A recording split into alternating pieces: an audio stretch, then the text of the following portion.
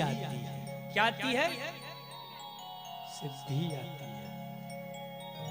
सिद्ध कब होगा? चावल बटोही में डाल दो और आग ना लगाओ तो वो चावल सिद्ध होगा? बोलो। तो कच्चा का कच्चे रहो, पक नहीं सकता है। तो ऐसे ही आपका सत्संग कब पकेगा, आपका भजन कब पुष्ट होगा? जब महाराज वह दिन रात आपके साथ जुड़ा रहेगा।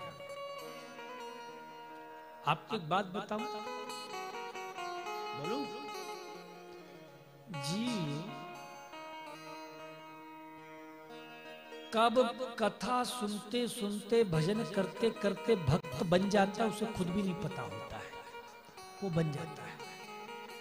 इसी प्रकार से हमारा सत्संग कब पुष्ट हो गया हमें खुद भी पता नहीं चलेगा, वो पुष्ट हो जाएगा। एक संत थे महाराष्ट्र के, एकनाथ जी, वो कीर्तन बहुत अच्छा करते थे। कुछ गांव वालों ने बुलाया, महात्मा जी बड़े सिद्ध कोटि के महात्मा जी हैं, आओ आओ, आमंत्रण है। इनविटेशन भेजे गए, माइक लगाया गया, टेंट लगाया गया, सुंदर सारी व्यवस्था। महाराज सामने पंढरीनाथ का दिव्य मंदिर था। कीर्तन में जैसे ही बैठे, अचानक उन्होंने मंदिर को देखा तो वो जो मंदिर था, वो मंदिर का मुख दूसरी तरफ था और पीठ संत एकनाथ जी की ओर था, श्री विठलनाथ जी का, तो पंढरपुर में विराजे हैं। तो उनके हृदय में ऐसा उद्गार आया कि वो ये भूल गए कि मैं मंदिर के पृष्ठ हिस्से में, इस पांडाल के नीचे, उन्हें लगा कि बस मेरे सामने विठलनाथ है, मेरे सामने ठाकुर जी, और उन्होंने नेत्र बंद किया। जो उनके हाथ में खड़ताल था बस उसी से कीर्तन करने लगे, विठ्ठल विठ्ठल पांडुरंगा, विठ्ठल विठ्ठल पांडुरंगा करने लगे। सामने वाले 10 मिनट बैठे, 20 मिनट बैठे, आधा घंटा, 1 घंटा हो गया। बोले बाबा जी का तब से विठ्ठले विठ्ठल चल रहा है। 2-4 लोगों ने कहा सुनो चलते हैं, चाय का टाइम हो रहा है। 3-4 घंटे बीता, अब लोगों ने कहा भैया चलो। 7-8 घंटे बीत गए। जो आयोजक लोग थे बोले महात्मा जी को हो क्या गया? भैया छोड़ा, पब्लिक चली गई, हम रह के क्या करेंगे। वो भी चले गए, सब तो चले गए। बेचारे महाराज माइक वाले थे, उन्होंने सोचा क्या करें। बोले माइक भी समेटो, बाबा को माइक में गाना आता नहीं है, क्या फायदा। टेंट वाला बेचारा मजबूर है, हम कैसे जाए, क्योंकि बाबा नाच तो टेंट के ऊपर ही रहा, कीर्तन कर रहा। तो उन्होंने जो नीचे का, ऊपर का सब हटाया, नीचे का जो टाट पट्टी थी, जब एकनाथ जी नाचते नाचते इधर आते तो उधर का समेटते जल्दी जल्दी, उधर से नाचते नाचते इधर आते इधर का समेटते। टेंट वाले भी भाग गए, माइक वाले भी भाग गए, आयोजक भी भाग गए, सुनने वाले सब भाग गए।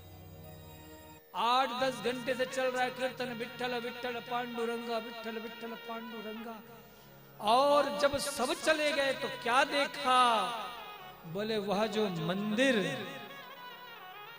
पूर्वाभिमुख था महाराज, वह मंदिर पश्चिम मुख को हो गया। और मेरे विठ्ठलनाथ स्वयं सामने साक्षात खड़े होकर के संत एकनाथ के कीर्तन को सुन रहे हैं। संत एकनाथ की आंख खुली, अरे प्रभु चरणों में गिर गए। तो बंधुओं, संसार के लोग तो राग से रीझते हैं,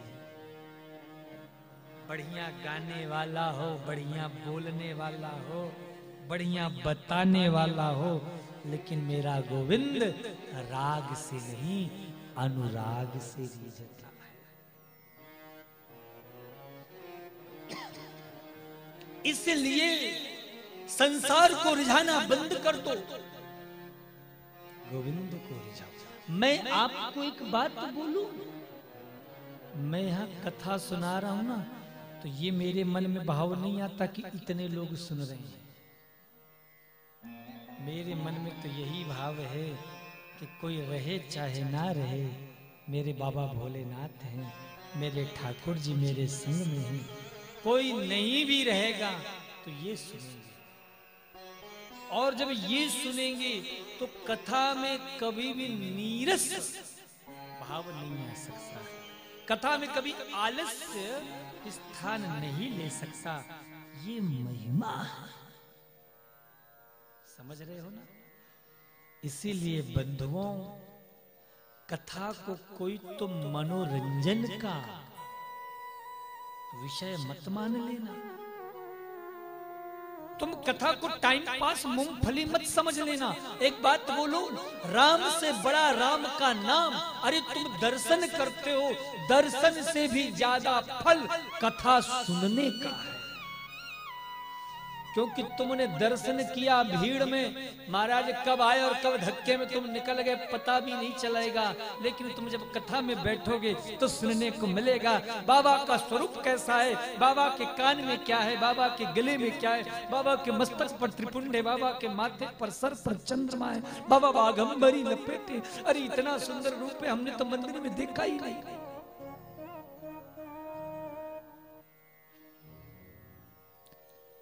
मन को रंगाना जरूरी है।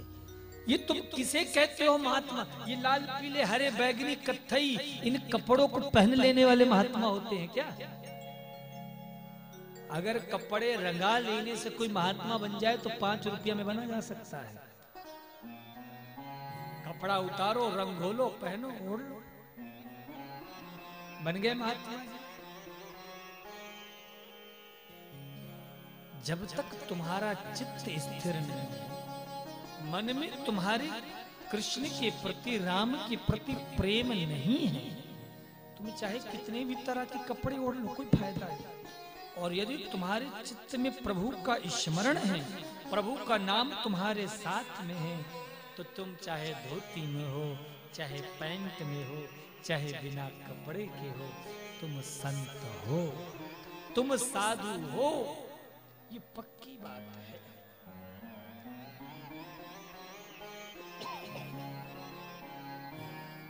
तो बंधुओं, दर्शन का भी लाभ तब है जब हम उनकी कथा को सुने, क्योंकि कथा से ही हम जानते हैं कि भगवान कैसे हैं। मैंने आपको कहा राम, एक बार आप सभी लोग आंख बंद करो, सभी लोग आंख बंद करिए अपनी कुर्सी वालों। और मैंने राम का नाम लिया, बताओ आपके मन में कोई छवि आ रही है कि नहीं? उस छवि का दर्शन करो। राम कैसे हैं ध्यान करो। और मैंने कहा कृष्ण,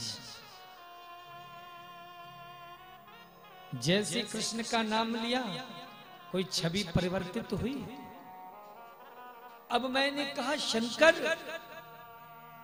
बताओ कौन सा रूप आ गया? वो त्रिशूलधारी नजर आने लगा हो, जिसके हाथ में सुंदर त्रिशूल है, गले में वासुकी सर्प है, जटाओं का मुकुट है, सुंदर गंगा की धार है, गौर वर्ण का अद्भुत स्वरूप है, मस्तक पर त्रिपुंड है, एक हाथ में डमरू है, मंद मंद स्मृत हास्य है। सुंदर हमारे बाबा भोलेनाथ माँ भवानी के साथ कैलाश पर बैठे हैं। माता भवानी का कैसा अद्भुत सौंदर्य, त्रिभुवन में भी इनके समान कौन सुंदर हो। अब एक बार आप अपनी आंख खोलो सभी लोग, अब बोलो तीनों में आपको एक ही का दर्शन हुआ या अलग अलग हुए? अलग अलग हुए। क्यों? क्योंकि आपने सुना है कि राम के पास धनुष है, कृष्ण के पास बंसी है। आपने ऐसा चिंतन क्यों नहीं किया कि राम जी के गले में सर्प है, त्रिशूल है, या शंकर जी के हाथ में धनुष बाण है?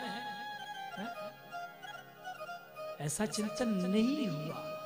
तो हमने कथाओं में सुना और उस कथा के कारण हमने अपने छवि में, अपने चित्त में भगवान की एक मूर्ति बना ली कि राम जी ऐसे हैं, कृष्ण जी ऐसे हैं, शंकर जी ऐसे। एक मूर्ति बनाई ना आपने, और उस मूर्ति को हमने भगवान मानकर, शंकर मानकर, राम मानकर पूजा की। तो हमें ये ज्ञान कहां से हुआ? कथा से तो हुआ। इसीलिए कथा श्रेष्ठ है। क्यों? क्योंकि कथा ही है जो हमें भगवान से जोड़ती है। इसलिए हनुमान जी को क्या प्रिय है? लड्डू प्रिय है क्या? सिंदूर प्रिय है क्या? लाल लंगोटा प्रिय है क्या? ध्वजा प्रिय क्या? सब गलत बात है। हनुमान जी को यदि सबसे ज्यादा कुछ प्रिय है तो वो है भगवान की कथा, प्रभु चरित्र, राम कथा।